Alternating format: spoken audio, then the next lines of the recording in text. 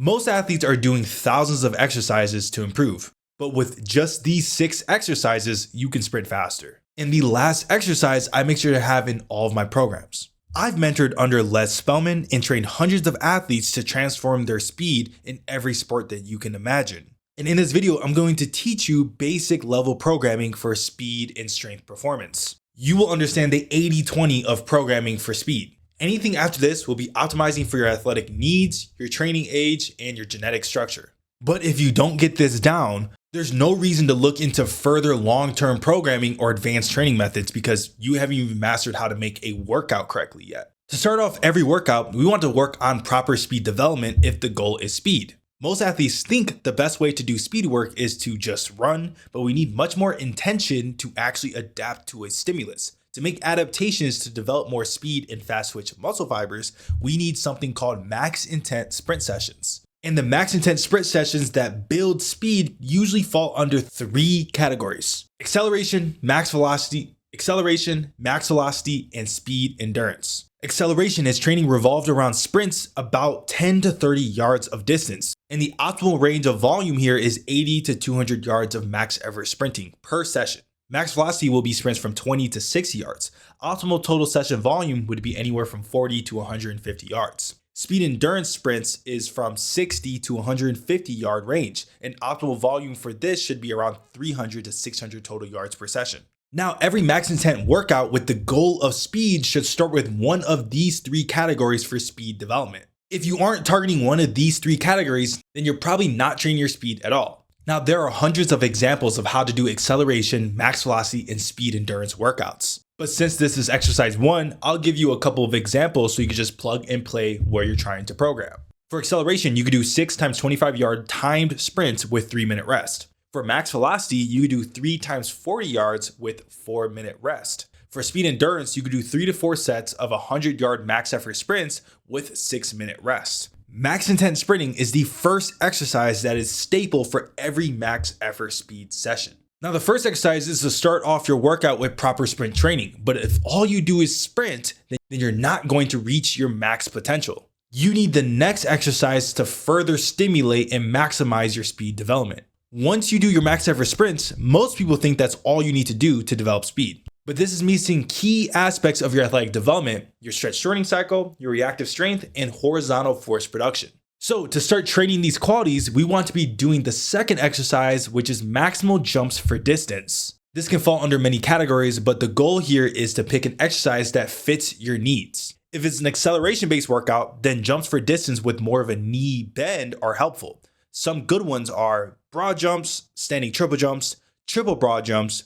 If it's a max velocity or a speed workout, you can do faster ground contact time exercises. Some examples would be speed bounding, standing triple jumps or standing quintuple jumps, or skips for distance. These expose the body to high horizontal force production in fast ground contact times, and you're applying force at the same direction that you're sprinting. I say pick one of these exercises for each category and then progress with it for a few months. If you just pick 3 to 4 exercises and you keep switching them, you won't adapt to any stimulus and you won't get better. Now that you have your jump for distance, there's one more must-have exercise that we have to do before we head to the weight room. If you only jump for distance and just that, then you're missing one huge category.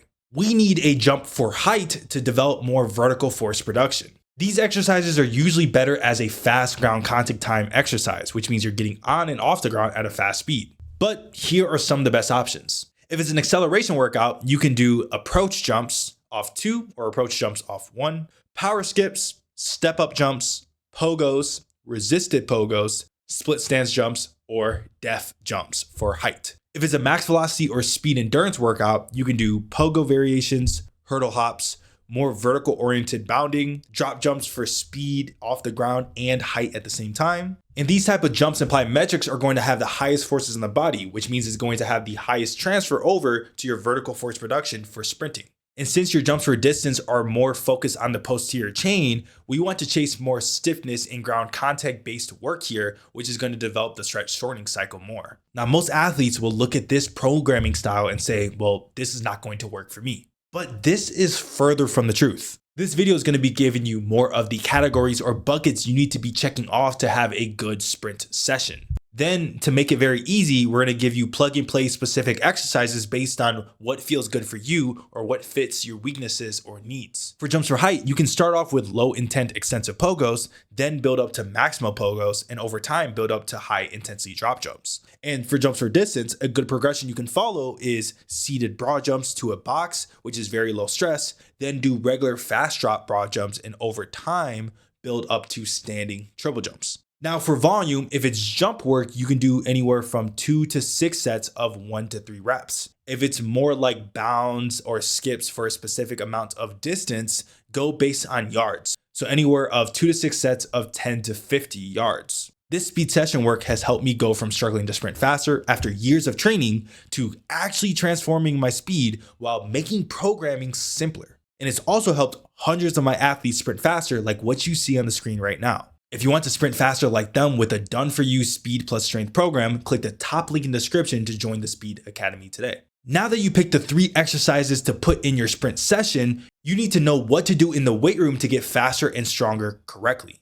Just like your sprint session, the weight room can be simplified into movements, not exercises. So for the weight room, we want a compound squat movement, a compound hinge movement, and a compound calf raise movement. This is going to cover 90% of what all athletes need for speed and athletic development because it's based on movements, not specific gimmicks. The other aspects that would need specific isolation work would be knee flexion, lateral movements like lateral lunges, hip internal and external rotation movements, and maybe even some tibia-based work like tibia internal or external rotation, but this is based on your needs and if you know you specifically need some extra work in that field. Now for compound squats, people will say there is a best variation, but that's only based on your specific needs. In most cases, we have hundreds of options for a squat that is viable and effective for developing your overall athleticism.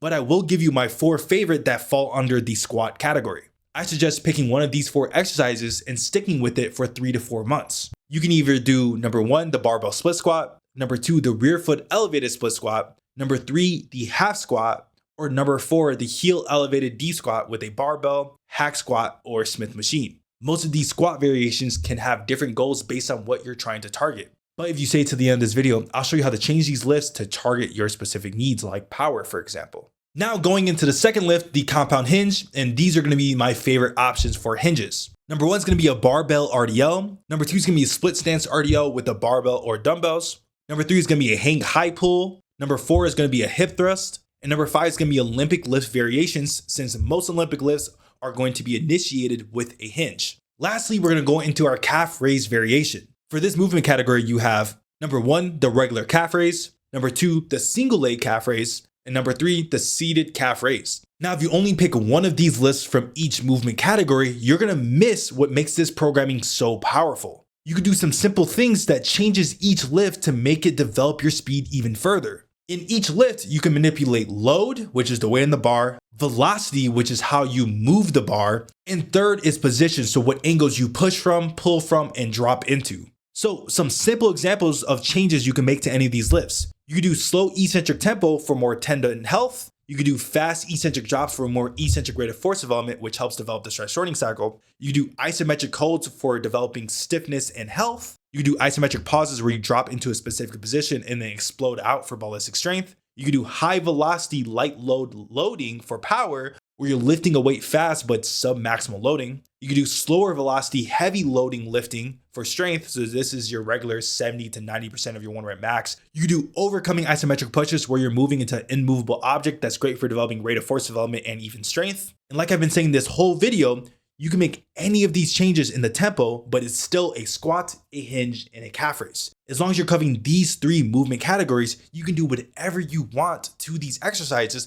to make it specific to your goals. To make it even more simple, just pick one category that you know you need to develop and pick movements that feel good and safe to progress on. For example, right now I'm focusing on a big eccentric phase. So I'm doing a lot of fast eccentric rear foot elevated split squats, fast eccentric kettlebell swings, and oscillatory fast eccentric single leg calf raises. Now, even though I picked these specific exercises that feel best for my goals right now, all these lifts still fit under our category, which is 1 squat, 1 hinge, and 1 calf raise. Once you develop this mindset, you realize that there is no such thing as the best if it doesn't feel good or get your specific body the results you want. That's why searching on TikTok and YouTube for the best exercises is kind of pointless. You need to be focusing on what movements you want to chase and what adaptations or results you want from those movements, and that's what's going to make your programming simpler and easier to get the better results. Click the top link in the description to join our online speed program, the Speed Academy, to transform your speed, strength, and overall athleticism. Now, the last section for this is going to be rep ranges for lifting. I'm just going to show one big sheet of all the rep ranges for every single category so you know what to do. For power-based lifting, you want to do 2 to 6 sets of 1 to 4 reps. For strength, you want to be doing 2 to 6 sets of 1 to 6 reps. For strength plus hypertrophy, you can do anywhere from 2 to 6 sets of 4 to 10 reps. For isometric holds, you can do 25 seconds to 30 seconds. For isometric pushes, you can do anywhere from 5 to 10 seconds. These rep ranges all fit perfectly with your basic squat, hinge, and calf raise. For calf raises specifically, you usually want to be doing 6 to 12 reps for most of your goals, since if you want power or rate of force development in the calves, you want to get that from your plyometrics or your overcoming isometric pushes. This training system makes programming simple and covers your big rocks for improving athleticism. Pick one exercise from each category and turn it into a workout. Then stick with that workout 1 to 3 times per week for 3 to 6 months. Do not constantly switch around unless you know how to progress to harder variations. If you switch around these exercises every single workout or even every 1 to 2 weeks, you're not going to adapt to the stimulus and you'll never improve. This type of training system has helped my athletes do what you see on the screen right now. If you want an online speed program to transform your speed and strength, click the top link in the description or the pinned comment to join the Speed Academy today. Now that you know what categories to hit for every single workout, let's cover some of the better jumping exercises and how to do them so you can increase your sprint speed. Watch this video right here on the only 3 jump exercises you need to sprint faster.